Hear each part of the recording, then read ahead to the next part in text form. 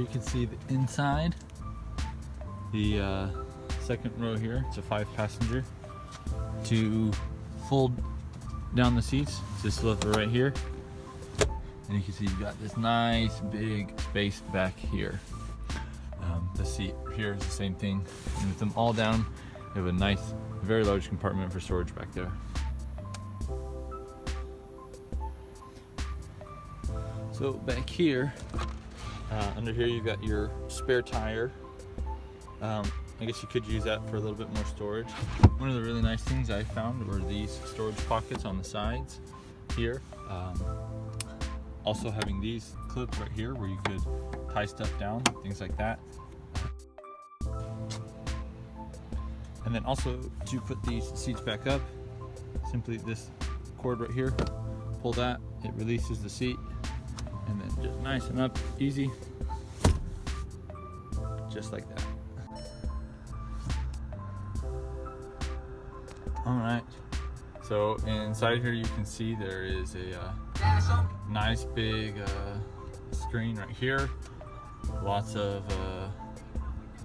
you can do the dual set, the controls. So if you want to put this one up a little bit higher, you can either sync them or hit this button here, and then you can do it here as well.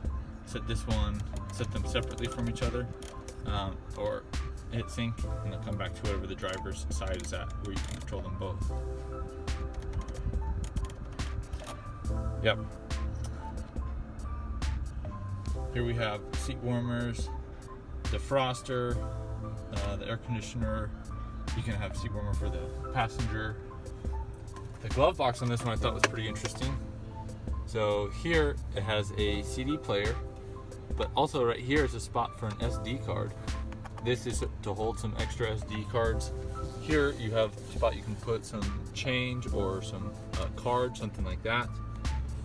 Nice big glove box. Here, just a little storage spot in there. Obviously cup holders, some good storage in there with 2 USBs, an auxiliary cord, and cigarettes. Headlights over here. The functions, the controls on this steering wheel are a little bit different. Cruise control, this one is your controls kind of the sensors around it, so you can see hit it and it's your blind spot, the rear traffic, sensing that thing, the front assist. Over here is your controls for your audio and your entertainment. There's controlling channel, volume right here, a little bit different. Here we have the controls. This is one of my favorite things about this. The whole sunroof across the entire way. So you can watch that go all the way back there. Very nice. And then you can control this one here, the actual glass portion. The glass portion, the whole thing doesn't open up. You can only open up the front half. But I found out that it works out pretty well. Just that one there. So one of the things about this car that I do not like is that it has the automatic off mode enabled. There's a button to turn it off. It's right here. It automatically will come to a stop whenever you're at a stoplight or a stop sign and the vehicle stops. The car will shut itself off. I understand that there is the reasons for this, trying to save the gas, but I've found out in more occasions than not, the car shuts off for half a second and then has to restart back up. So I'd say in most cases it doesn't make sense. So thankfully, like I said, there is a button here to turn that function off. All right, so my top 3 features of this. Number 1 is the giant sunroof all the way down. I absolutely love that. I did make a mistake one time of leaving the shade part all the way open when I parked in the sun, and it got these leather seats super hot when we came back. But still, I think that is an amazing feature, and I love having that view. It really makes things open. It opens things up inside of here. The second feature on this car that I really like is right here, this button. So with this button right here, you can control the driving mode that you are in. So if you're driving in snow, you can put it in a normal mode. You can put it in a off-road or a off-road with a custom. Now, why I really like this feature is that you can choose. So here's it in the normal setting down here. But if you tap this mode button, then it will cycle which mode. And I really like this custom because then you can hit adjust and see exactly which ones you want. So you can set it up just like you like it. Also, in the outdoor or off-road custom, there are even more options.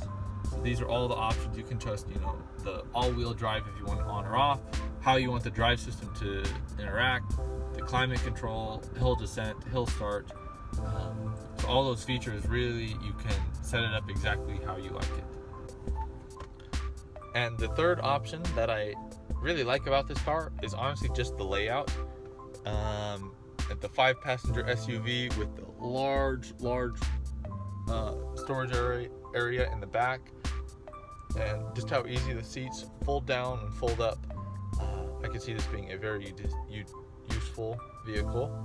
Overall, this car, the Volkswagen, I think the MSRP for this one is about $30,000.